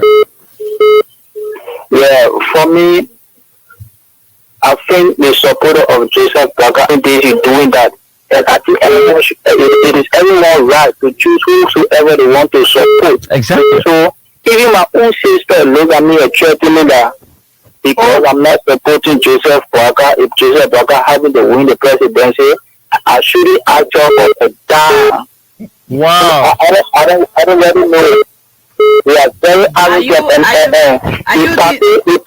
party for me. I say any leadership ability within the party because one of my early he was a leader, he was an existing leader, but since he tried to set up his own as a leader in the CPP, we saw that he couldn't make peace within the CPP. Thinking right now the captain that is ongoing for the Unity Party. He's not in the position of maintaining peace to behave like a white man or like a state man. So that's the problem. So you don't trust that party. You just say that. Thank you. Thank you. I think you'll be our last. Thank you. Yeah. Really crying up tonight. Yeah. So we're not taking calls We anymore. have roughly about 4 minutes. Three. So we're back to. We started with Minister. Let George give us his parting comment and then we come to Minister Fofana. Look, just want to buttress the effort of Fofana and his team. I think they are doing an incredible job, and I'm here, and I just want to tell all the listeners and those who are far and near, please come out on Tuesday and vote President George Manuel Weah. He's the only guy who can move the country to the direction that we want it to be. Thank you. God bless you. But I want to thank Josh for coming to Liberia, using his personal resources to come to Liberia and voting. I want to thank you immensely. I think that is a patriotic duty. But I just want to tell Liberians to reflect on something. I know you've heard a lot about the Unity Party, but it's quite unlike the Unity Party of 2005, the Unity Party under President Ellen Johnson Sirleaf. I know it has a structure, and a lot of you are supporting the institution, not necessarily the person. But think about it. All of the different folks that supported Madam Ellen Johnson Sirleaf, the likes of Tiawon, the likes of Madina Wisse, the former public works minister, the likes of Louis Brown, the likes of George Wisner, all of the folks aren't supporting the former vice president currently. He is supported by a group of young boys, folks who want to still benefit from this poise of power and all of that. They don't really espouse the ideals of the Unity Party, quite like Ellen Johnson Sirleaf did. This country has reached its potential so much under President George and Weah. We are building roads, we are building schools, we're building infrastructure, we're building government buildings. We are transforming institutions. If we were to change government now, what's going to happen is a lot of things going to be stored for a couple of years, say 2, 3, 4, 5 years. Maybe they will even start paying full wax fee. Maybe they'll even start paying, the free tuition at tertiary level. All of those things going to be stored because they want to reevaluate. Maybe the Roberts Fee Road might even stop. The hundreds of kilometers of roads being built across Monrovia might even stop. So they're going to be reevaluating because that happens with most government. But then if you have a system that is so vitriolic, they are seeking to exact vengeance and all of that, then that's going to be even more a problem. President Weah, on the other hand, presents a different kind of leadership. This man rose out of poverty, abject poverty. He's the only leader who's lived it. All the other guys around here read about it.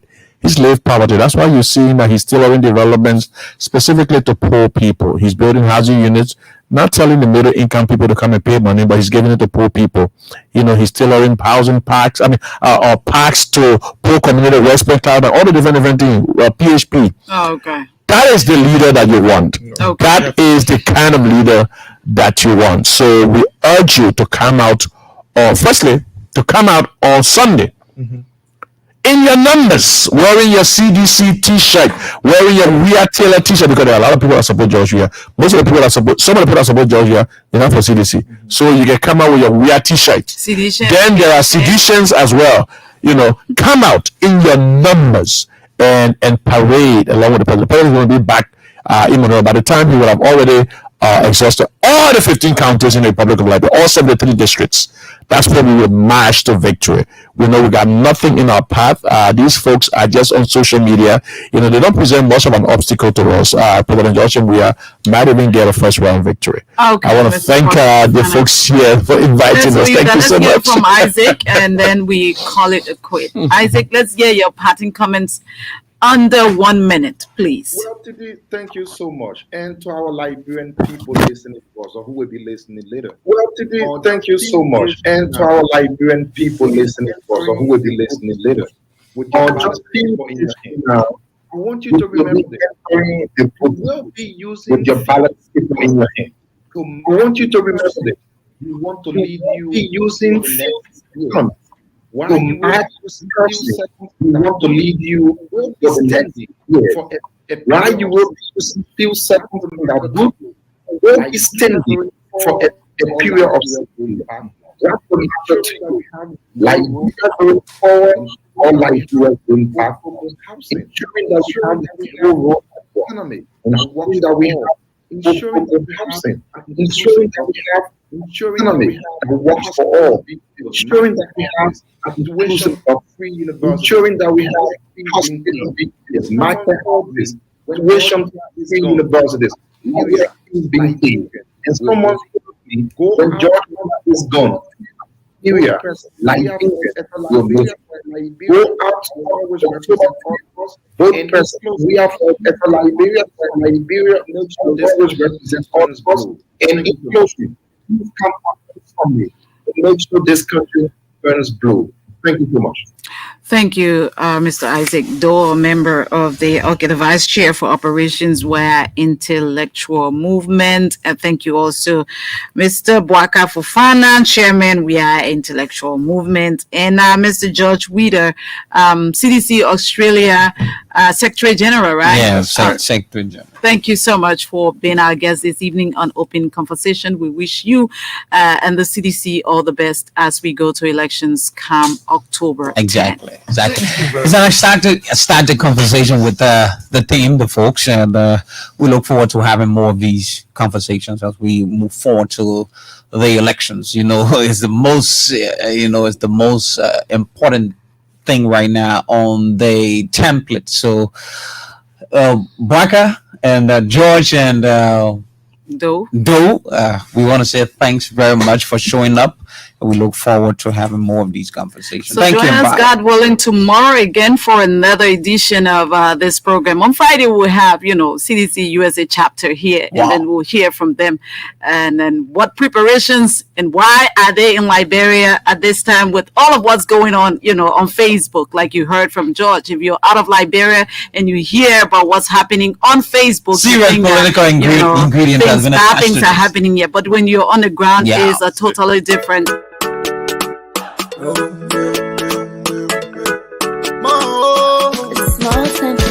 the east to the west, north to the south, girl, let's come together as one.